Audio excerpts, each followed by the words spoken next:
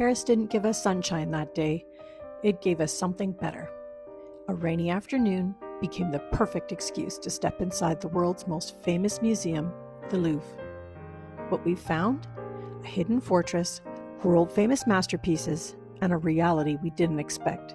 Because here's the truth, you can't visit the Louvre in one day. We tried.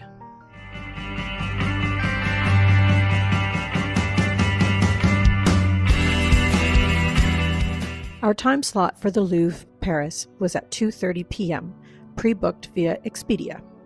Meeting just outside at the Arc de Triomphe de Carrousel, we joined a small guided group, hoping this would be the best way to navigate what is easily one of the largest museums in the world. And within minutes, we realized we made the right call. With priority access, we moved through security, already busy, and stepped inside a space that's almost impossible to comprehend in scale. Our tour actually began below the museum, in the basement. Beneath the Louvre sits the original medieval fortress. Massive stone walls, once hidden and buried, now exposed, giving you a glimpse of what stood here centuries before the museum even existed. This is dedicated to the foundations of the OG Louvre fortress that predates everything that we saw that day.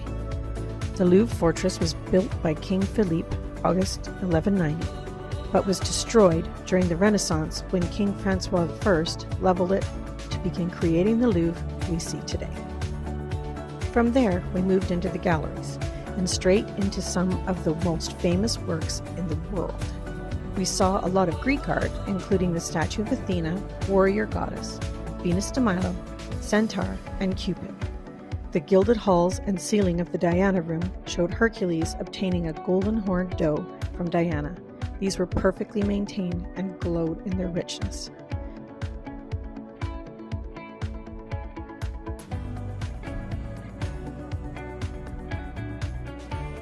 The famous sculpture, Psyche, Revived by Cupid's Kiss, was amazing to see in person. The artistry it took to complete this from one block of marble. Followed by room after room of richly decorated ceilings and historic artwork.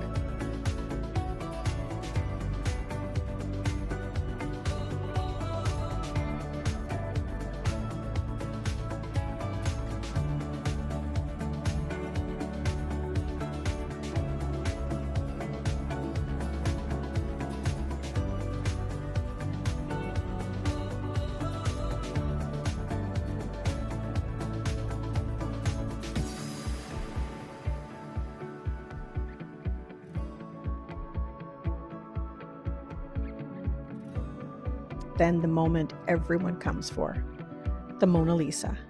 Smaller than expected, surrounded by crowds, but still, one of those moments you don't forget.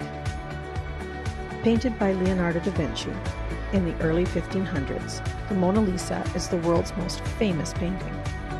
The Da Vinci's sfumato technique creates that soft, shifting expression that seems to change as you look at it. The Mona Lisa faces one of the largest paintings I've ever seen. This particular painting is positioned right behind her, entitled The Wedding at Cana. Absolutely enormous, about 6.8 meters tall and nearly 10 meters wide, the largest painting in the Louvre.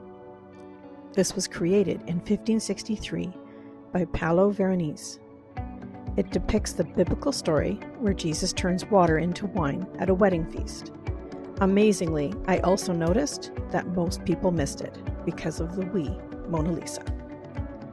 Enjoy some of the following video shots taken at the Louvre.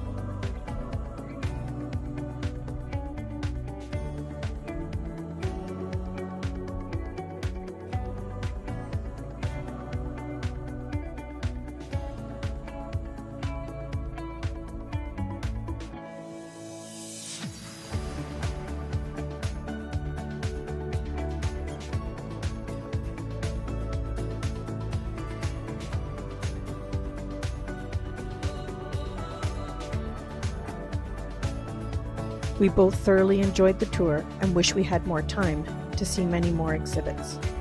That's the Louvre in a nutshell. Incredible, overwhelming, and impossible to fully appreciate in just one visit.